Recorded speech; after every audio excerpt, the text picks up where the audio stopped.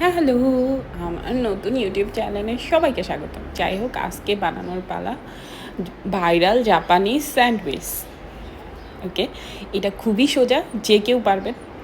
Just আম নিয়ে 2 সাইডে 2টা ভাগ করে নিছি আমি। তারপরে হুইপ ক্রিম ফেটানোর পালা।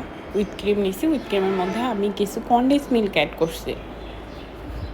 তারপরে ব্লেন্ড করে নিচ্ছি। এরপরে কনডেন্স মিল্কের পালা। কনডেন্স মিল্কটা দিয়া আরও কিছুক্ষণ ব্লেন্ড করে নিলাম। ব্লেন্ড করে নেওয়ার পরে আমি এটাকে উল্টাই দেখছি যে আসলে এটা ঠিক আছে কিনা। একটু একটু খাইয়া দেখতেছি, সেই মজা ছিল। এই যে ওকে ডান, শেষ আমার। এরপরে আমার পাউরুটি আমি সাইড দিয়ে কাইটা নিচ্ছি। কেউ না কাটতে চাইলেও হবে, প্যারা নাই। তারপরে হুইপ ক্রিম দিয়া হাফ আম দিয়ে দিচ্ছি। এরপরে আবার উপরে লেয়ার দিয়ে দিলাম। এই যে এরপরে সাইড দিয়ে আমি একটু সোজা করে দিচ্ছি। এই পেপারটা অবশ্যই লাগবে এটা বানাইতে, নাহলে কিন্তু এটা ছেঁড়াই যাবে, মানে এদিক ওদিক দিয়ে বের হয়ে যাবে।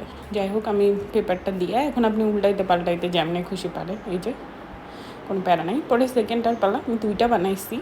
এই যে আবার হুইপ ক্রিম, আবার ম্যাঙ্গো, আবার উপরে হুইপ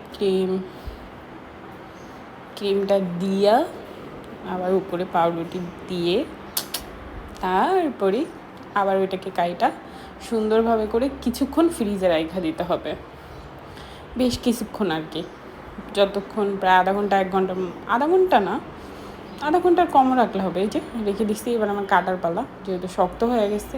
টেনটা না, এটা সত্যি অনেক সুন্দর হয়েছে মাশাল্লাহ। আর এটা খাইতে সেই মজা ছিল, অস্থির মজা। পড়ে গেল।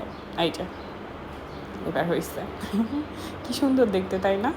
এই যে অনেক বেশি মজা ছিল খাইতে, মাত্রা সারা লেভেলের কিউট অ্যান্ড মজা।